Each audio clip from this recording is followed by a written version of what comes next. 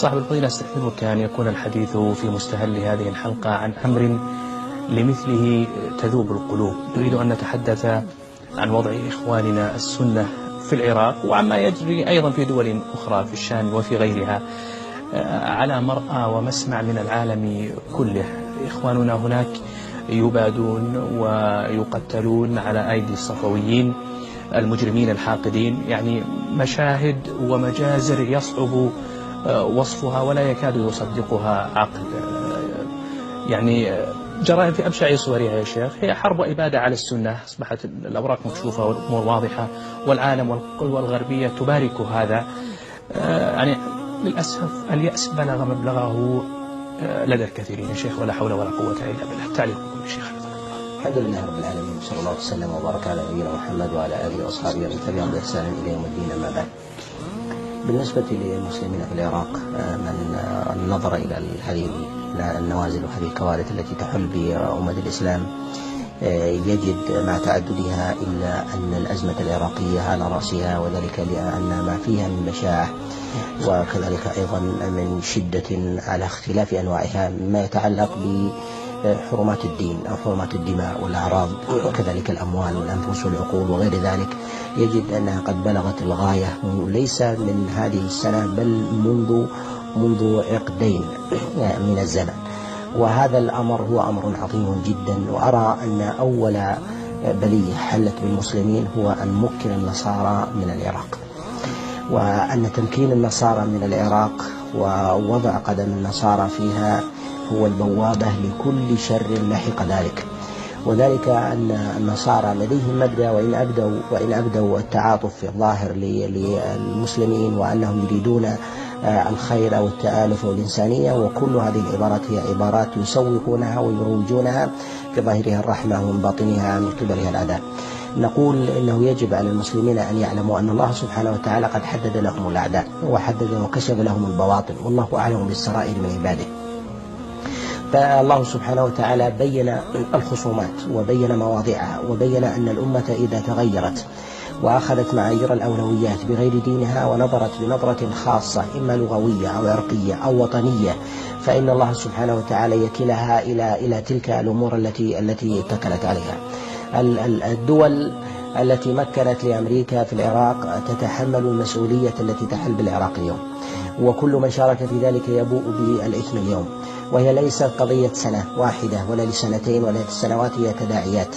لقد سلم العراق للرافضة على مرأى الجميع على سبيل التدرج يوما بعد يوم، وأصبح هذه الأيام فجة، وكان العلماء منذ ذلك الوقت إلى اليوم يحذرون من تمكين النصارى لبلدان الإسلام. نقول إن الله سبحانه وتعالى قد حذر من موالاة اليهود والنصارى، وأن يتخذوا أولياء وأن يقربوا وأن يوثق بقولهم، ووصفهم الله عز وجل بالظالمين، وقال الله جل وعلا: ولا تركنوا إلى الذين ظلموا. وهؤلاء الظالمين من اليهود والنصارى لا يريدون لأمة الإسلام خيرا، ويعلمون أن رعاية الأقليات هي فت للأكثرية، ويعلمون أن رعاية كل أقلية في بلدان المسلمين والحفاظ عليها يفت من عضد الأكثرية ويشغل الأمة بعضها ببعض. وإلا متى كان الرافضة في أمة الإسلام لهم شوكة وقوة من ذاتهم، وإنما كانت قوتهم بمد اليهود والنصارى لهم الأيدي على مر التاريخ، وهذا أمر مشاهد، وليسوا بذات قوة وشوكة. وكان ينظر إليهم في دول الإسلام جميعا منذ نشأتهم وظهورهم، وكذلك أيضا جلاء أو تجلي بعض السيادات أو القوة لهم في بعض دول الإسلام، إلا أنهم يكونون في كنف دولة الإسلام يأخذون ما يعطون مما يستحقون العيش فيه، دون ما يتعلق من المظالم التي ربما تحرم على المسلمين من أن تؤخذ منهم، مما يتعلق بأمور الأعراض أو الدماء أو غير ذلك. ولكنهم لا يؤذن لهم بإظهار دينهم بسب الصحابة، وكذلك بالطعن بأمهات المؤمنين، وكذلك أيضا إظهار الحقد على أمة الإسلام والتصنيف في ذلك مؤلفات لم يكن ذلك معروفا مشهورا. فأصبح في معاقل الإسلام في عاصمة الإسلام في بغداد في دمشق وكذلك أيضا في صنعاء ترفع رايات سب دين الله عز وجل وزعم تحريف كلام الله وطعن في عرض رسول الله صلى الله عليه وسلم علانية، بل على منابر الجمعة. بل أخذ المسلمون في ذلك على هويتهم، فيقتل الرجل لأن اسمه عمر، وتؤخذ المرأة لأن اسمها عائشة فتزنى ويزنى بها وتغتصب وتنتهك حرمات أسرتها لأجل هذه العلل. فهذا الأمر لم يكن موجودا في سائر دول الإسلام.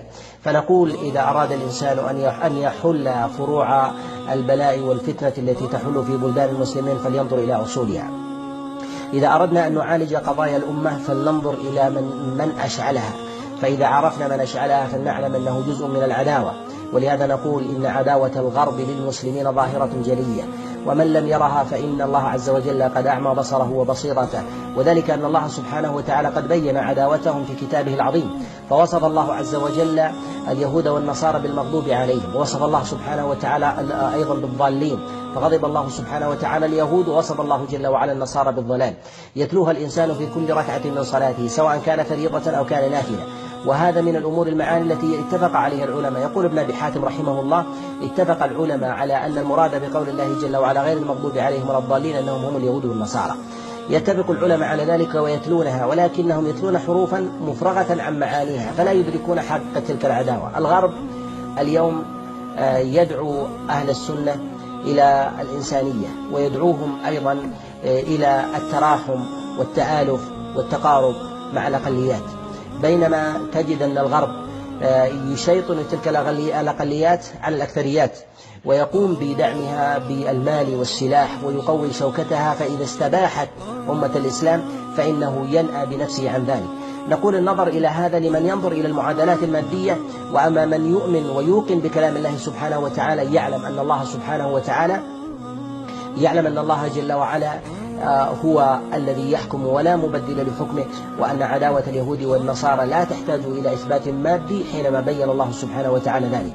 عمر بن الخطاب عليه رضوان الله لما طلب كاتبا من أبي موسى الأشعري عليه رضوان الله أتاه بكاتب نصراني، وقيل إن أبا موسى هو الذي اتخذ ذلك الكاتب، فسأل عن دينه فقال إنه نصراني. لما امتنع من دخول المسجد قال: لا تقربوهم وقد أبعدهم الله، ولا تصدقوهم وقد كذبهم الله، ولا تأتمنوهم وقد خونهم الله، يعني أنهم ضعوهم من جهة القوة والحاجة في الموضع الذي وضعهم الله سبحانه وتعالى فيه. وذلك لا يمنع من ذلك من أن يستفيد الإنسان منهم خدمة، ولكن لا تكون لهم اليد الطولة، ولا يؤتمنون بمشورة ولا بأمانة ولا برأي ولا بغير ذلك. فقد حذر الله سبحانه وتعالى ذلك. من ائتمنهم على العراق فلينظر إذا كان ينظر إلى معادلات مادية كيف سلم العراق للرافضة، ومن ائتمنهم على اليمن انظر كيف سلمه للرافضة ومكنهم في ذلك وغض الطرف عنه. وما يكون من عجلة استباحة الدماء في الشام لسنوات مديدة ينظر إليها الغرب وكأنها لم تكن شيئا، وإذا استبيح بدم واحد غربي تحولت بلدان المسلمين بأعلام أوروبية تألما وضجرا وغضبا لتلك الدماء التي أريقت. أصبح المسلمون من حيث لا يشعرون يتألمون لدماء عدوهم، بينما هم إذا جرحوا فإنهم لا يتألمون لتلك الجراح. والسبب في ذلك أن الجسد انقلب، بدلا من أن يكون جسدا يلتحم مع المسلمين أصبح جسدا يلتحم مع أعداء الله سبحانه وتعالى. هذا التبديل وهذه الدماء التي غيرت من الذي حقنها في عقول الناس؟ من الذي حقنها في القلوب؟ إعلام قد تراكم على مدى بعيد جدا، سقي الناس ذلك وصار يجري فيهم في أجسادهم مجرى الدم في العروق، حبا وولاء للغرب وأمنا وإعجابا بما هم فيه. حضارتهم الغربية وإن ارتفع شأوها وعظم أمرها تبقى حضارة مادية دنيوية لا تحجب عداوة ولا تبين مكرا ولا تدخل أحدا دائرة الإسلام. فإن الله سبحانه وتعالى قد جعل من خصائص الحيوان ما يفوق الإنسان، فنجد أن الله سبحانه وتعالى قد جعل في البهائم من الخصائص التي يصنع الإنسان فيها ما يصل إلى ما خص الله عز وجل به الحيوان. فإن الحيوان يطير، وتجد أن لديه من حاسة السمع والبصر ومعرفة المواقع والأماكن ما فطره الله جل وعلا عليه، وسلب الله عز وجل الإنسان من ذلك. ولهذا يستنسخ الإنسان تجارب الحيوان ليحولها إلى آلات. فنقول إن الله عز وجل أراد من ذلك أن يبين أن تلك الخصائص التي يتصل بها الأمة قد رزقها البهائم فطرة وجبلة ولو حرمها الإنسان، يعني أن الكرامة إنما هي كرامة بعبودية الله سبحانه وتعالى. فالإنسان ولو بنى بنايات شاهقة وبلغ عنان السماء بها ووضع في الأرض من الجنان والصناعات وغير ذلك، فأي حضارة إذا كان الإنسان ينكح محارمه، وإذا كان يستحل الشذوذ بنكاح الرجل للرجل والمرأة للمرأة، وكذلك نكاح البهائم وغير ذلك، ويشرعونها علانية، ألا يرى الناس أم أجهرهم في ذلك ضوء الحضارة الغربية؟ نقول إذا كان الإنسان يعيش بين أمرين، إما أن يعيش الإنسان خاليا في برية وفي فيافي وقفار، وإما أن يعيش في حضارة تجبره على اعتقاد واعتناق تلك الأفعال، فإن الحضارة الحقيقية أن يبقى عابدا لله سبحانه وتعالى موحدا له، ولو كان في أعراض وفي فيافي وقفار يفر بدينه من الفتن. ولكن الله سبحانه وتعالى قد أمر الإنسان بأن ينتفع من كل أحد، وأن ينتفع من كل أحد، ولكنه يحفظ دينه بمعرفة عقيدة الولاء والبراء، الولاء لأهل الإيمان والبراء من أهل الشرك. أما ما يتعلق بمسائل ما يثيره بعض المتكلمين من العقلانيين أو الكتاب وغير ذلك، يقولون أن الغرب قد صنع الماديات من سيارات وطيارات وأجهزة وغير ذلك، فنقول إن المسلمين وإن احتاجوا إلى ذلك فإن النبي صلى الله عليه وسلم ما ضرب بسيف عدوا إلا والعدو هو الذي صنع ذلك السيف، وكان لباس النبي صلى الله عليه وسلم عمامته وجبته وحذاؤه وربما خفه، إما أن يكون روميا أو فارسيا أو هنديا أو كان يمانيا قبل دخولهم في الإسلام. وتلك الألبسة والأحذية التي يلبسونها ما تمنعهم عن عقيدة الولاء التي يحملونها بأيديهم. وأما من يقول فتلك الأجهزة وتلك الآلات إنما هي من حضارة غربية، كذلك أيضا الذي كان من ألبسة كانت أيضا حضارة كفرية في زمن النبي صلى الله عليه وسلم، ولكنهم يفرقون بين أمر الدنيا وبين أمر الدين، فينتفعون من كل شيء ولو استفادوا منه. فالله سبحانه وتعالى قد أرشد ابن آدم إلى أن يستن بسنة الغراب فينتفع منه فيدفن في ذلك أخاه. ولكن نقول إنه يجب على المسلمين أن يعلموا أن الله سبحانه وتعالى حينما بين عداوات الأمم في الدين أن الفارق الديني له أثر في تصرف الأمم والشعوب. وأما المكر والخديعة الذين يظنون أن الدعوة الحقيقية وأن الناس لا يجتمعون إلا على الإنسانية أو على مبادئ اتحاد الأديان وتقاربها ونحو ذلك، فتلك دعوة زائفة. وأن ما حل بالمسلمين من كوارث وإراقة دماء لا يحل إلا بالجهاد في سبيل الله وإزالة ذلك العدوان. وأما من يقول ويدعو إلى حوار وكذلك أيضا إلى مسالمة ونحو ذلك، والدماء في كل عام تزيد، فإن ذلك دعوة لا شك أنها دعوة خذلان وبعد عن القصد الفطري. فالله عز وجل قد فطر الحيوان أنه إذا بغي عليه أن ينتصر بنفسه، فكيف وهو إنسان قد جعله الله عز وجل فوق فطرته الحيوانية، قد رزقه الله عز وجل عقلا ميزه وكرمه، ورزقه الله عز وجل فوق عقله بوحي أنزله الله سبحانه وتعالى على أنبيائه ليبلغوا الناس ويكونوا نذرا لهم في ذلك. لهذا نقول ما حل في المسلمين في العراق، وما حل فيهم في سوريا، وما حل فيهم في اليمن، وما نظر إلى الغرب الذي ينتفض لدم يراق إذا كان من ملتهم أو من عرقهم أو من الأقليات التي في أوساط المسلمين، ويعلمون أنها تدخل في الأمة ولا تقوم، تجد أنهم يدخلون وكأن هذه القضايا ليست دماء. من نظر إلى عجلة الدماء التي تراق وكميتها التي تراق في العراق وتراق في سوريا وتراق في اليمن، من الذي مكن لأولئك؟ من الذي غرسهم في بلدان المسلمين؟ من الذي مكن للرافضة حتى تسللوا وتسنموا القيادة في بلدان المسلمين؟ من الذي يرى الحوثيين في اليمن يتسللون حتى بلغوا العاصمة صنعاء، ولم يعلم المسلمون في ذلك إلا وقد تسلموا القيادة وتمكنوا من ذلك؟ من الذي غرس الغفلة في قلوب العامة ولم يسمع إلى الخاصة الذين يحذرون من عداوة اليهود والنصارى لأمة الإسلام؟ إذا لم تنتبض الأمة وتتجرد من تبعيتها فإنها ستبقى مخذولة مرذولة، إلا من شاء الله سبحانه وتعالى من طائفة تنتصر لأمر الله سبحانه وتعالى كما أمرها الله. فالخير في الأمة باق ولا تخذل الأمة بجميعها، فإنه ما يزال في هذه الأمة طائفة منصورة تقوم بأمر الله سبحانه وتعالى، كما قال النبي صلى الله عليه وسلم: لا تزال طائفة من أمتي ظاهرين على الحق يقاتلون في سبيل الله إلى قيام الساعة لا يضرهم من خذلهم. لهذا نقول يجب على الأمة إذا أرادت أن تحل قضاياها مما يتعلق في العراق وما يتعلق في الشام وما يتعلق أيضا في اليمن أن تتخلى عن كل معيار تظن أنه يجمعها غير معيار الإسلام، اللغة أو القطر أو اللون أو الجنس أو العرق أو القبيلة أو المادية أو غير ذلك، فلتعلم أن هذه الأشياء كانت موجودة في جزيرة العرب قبل بعثة النبي عليه الصلاة والسلام، وما أغنت عنهم من ذلك شيء. ففصاحة العرب في الصدر الأول أعظم فصاحة، ووشائجهم وروابطهم العربية والقبلية أعظم من الوشائج الرابطة اليوم. ونجد أيضا من جهة حميتهم، فإن حميتهم في ذلك أعظم من حميتهم اليوم، ولكنه لما أتاهم الإسلام رفعهم في ثنيات يسيرة. لم يرتفع العرب بعروبتهم، وكانوا على العروبة واللسان الفصيح أكثر من 2000 عام، ولكن لما جاءهم الإسلام رفعهم ب10 أعوام وجعلهم سادة للأمم يرتفعون بذلك. لهذا نقول أي دعوة يدعى بها إلى التحام الأمة إلى عرقية أو لغوية أو قطرية فإنها دعوة باطلة، ويراد من ذلك هو تخذيل أمة الإسلام. ولهذا نقول إن ما يحدث من نكبات في العراق تقصير شديد من المسلمين بجميع أنواعهم، سواء كانوا عامة أو خاصة، علماء أو حكام أو تجار أو غير ذلك، التقصير من جميع المسلمين. نعم، وإن كان ذلك ابتلاء أو يكتنف عقوبة للمسلمين، سواء كانوا في ذلك القطر أو عقوبة للمسلمين في بقية البلدان.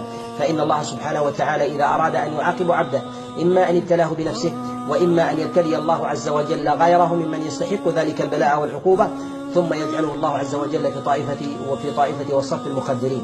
ندعو لإخواننا المسلمين في العراق بالنصر والتمكين والتأييد، وندعو كذلك أيضا من ملك قدرة لإنقاذهم أن يعلم أن الله سبحانه وتعالى قد وكل كل قادر لقدرته، فصاحب الجاه بما يستطيع بجاهه، وصاحب العلم ببيانه، والسلطان بقوته وما أتاه الله عز وجل من قوة، وصاحب السلاح بسلاحه، كل يدفع عن دمه وعرضه وماله. فإن الضروريات التي تستباح اليوم هي جميع الضروريات الخمس، استبيحت الأعراض والدماء والأموال والأنفس والدين، وهو أولى ما يجب للإنسان أن يدفع عنه. ولهذا نقول إن المسلمين يجب أن يدفعوا عن أنفسهم قدر وسعهم وإمكانهم، ويجب على المسلمين عامة أن ينصروا إخوانهم في العراق، أن ينصروا إخوانهم في الشام، أن ينصروا إخوانهم في اليمن. فإن هذا التكالب لم يصنع في يوم، كان برعاية دقيقة غربية من اليهود والنصارى يرعونهم ويعلمون أن المسلمين سيقعوا في هذا الفك. كان ثمة نداءات يدعى المسلمون ويحذرون من هذا الفك الذي يطبق على أمة الإسلام وعلى أهل السنة خاصة، وأصبح على سبيل التدرج يتنكر للمحذرين، ويظن أن المحذرين محرضين وأنهم أصحاب فتنة، حتى إذا وقع المسلمون في دائرة أحكمت عليهم كدائرة المعصم من الجنوب اليمن ومن الشمال العراق وكذلك أيضا الشام، وما يتعلق أيضا ببعض الأقطار من جهة أفريقيا وغير ذلك، فإذا استحكم ذلك من جهة المسلمين ومن المشرق إيران وغير ذلك ممن تأثر بها، يجد أن هذا الحصار لأمة الإسلام ومعقل الإسلام ومهبط الوحي، يجد أن هذا حصارا لم يكن في يوم وليلة، وإنما كان يسقى برعاية يهود ونصارى، ويروج أولياؤهم في أوساط المسلمين ويشغلون المسلمين بأمور، يشغلونهم إما بقضايا داخلية جزئية، وذلك ليغفلوا عن المشروع الذي يحيط بالأمة. أشغلوهم بشذوذ الفتاوى، بمحاربة العلماء، بالتندر والتفكه على قضايا جزئية، كذلك أيضا بالنظر إلى قضايا وخلخلة المجتمع، وكذلك أيضا جعل المصلحين يغفلون عن القضايا الكبرى. إنهم جزء من المشروع الغربي، يتسنمون قيادات الإعلام سواء كان مرئيا أو كان مسموعا على اختلاف أنواعهم، جزء من المؤامرة. وإن لبسوا لباسنا وتكلموا بألسنتنا إنهم عدو داخلي، كما أخبر الله سبحانه وتعالى عنه في قوله جل وعلا: هم العدو فاحذرهم قاتلهم الله أن يؤفكون. نقول يراهم الإنسان ربما يتكلمون بوطنية، وربما يتكلمون بلغة إسلامية، يتقلبون ويتكيفون كيفما شاءوا، وربما إذا أخذت منهم زلة خرجوا إلى المنابر يحلفون أنهم ما قصدوا ذلك، يحلفون بالله ما قالوا ولقد قالوا كلمة الكفر. يقول الله جل وعلا عنهم: كذلك اتخذوا أيمانهم جنة فصدوا عن سبيل الله. إذا خافوا على أنفسهم تدرعوا بالوطنية، وتدرعوا كما تدرع أسلافهم حينما خاطبوا أهل المدينة بأهل يثرب، ويتدرعون أيضا بحب الله ورسوله، ويقومون إلى الصلاة يتظاهرون بالدين، وهم عون لليهود والنصارى. لهذا يجب علينا أن نحذر من عدوين: عدو بعيد بين من اليهود والنصارى، وعدو بيننا يرقق خلافنا مع عدونا الخارجي، حتى أطبق وأحكم أمره على أمننا وأطبق أمره على اقتصادنا، وأطبق أمره على دمائنا وأعراضنا، وحاول أن يمسخ ديننا. ولكن نقول إن الله عز وجل يبتلي الأمة ويمحصها ويهيئها لما هو أعظم من ذلك. ولكن نقول والإنسان يتفاءل بأن الأمة تتوجه إلى خير، وهذه الآلام توقظ الإنسان. فإن الإنسان إذا كان نائما أو كان مخدرا وكثرت عليه آلامه فإنه يستيقظ مهما كان مستغرقا، والأمة في هذه الضربات تستيقظ. ولكن نقول إن شدة هذه الضربات التي لحقت بالأمة مع أن إفاقة الأمة لا توازي قدر تلك المصيبة التي نزلت عليها، يدل على أن الأمة قد استغرقت وكانت في سبات عظيم. ويجب علينا أن نأخذ بما أمرنا الله سبحانه وتعالى به، أن نعرف حقيقة أعدائنا وأن نتعامل معهم على ما أمرنا الله سبحانه وتعالى. عبارات الخداع التي يخاطبون بها المسلمين حتى تمكنوا منهم الحوار والتقارب والإنسانية هي عبارات في ظاهرها حسنة، ولكن في باطنها يحاولون خلخلة الإسلام حتى يتمكنوا منه، وقد تمكنوا بقدر كبير جدا، ولكن الله سبحانه وتعالى غالب على أمره، والله سبحانه وتعالى ينصر من نصره. فإذا أرادت الأمة أن تنصر دين الله فلتنصر، إذا أرادت نصر الله فلتنصر دينه سبحانه وتعالى، فتمتثل أمره وتجتنب نهيه. كفى الله عز وجل المسلمين الشر ونصر المسلمين في العراق والشام وفي اليمن، وكفانا شر اليهود والنصارى والرافضة وأعوانهم، وكفانا أيضا شر العدو الداخلي الذي يمكن لأعدائنا بتفريق صفنا وخلخلة أمرنا وتشويه ديننا وإشغال خاصتنا وعامتنا عن أولوياتنا. فإن مثل هذه الأمور مما ينبغي للإنسان أن يدعو بها ربه وأن يتضرع، فالله عز وجل يكفي عباده بمقدار عبوديتهم له، والله أعلم. أحسن الله إليكم شيخ، وجزاكم خيرا على هذا التوجيه المبارك.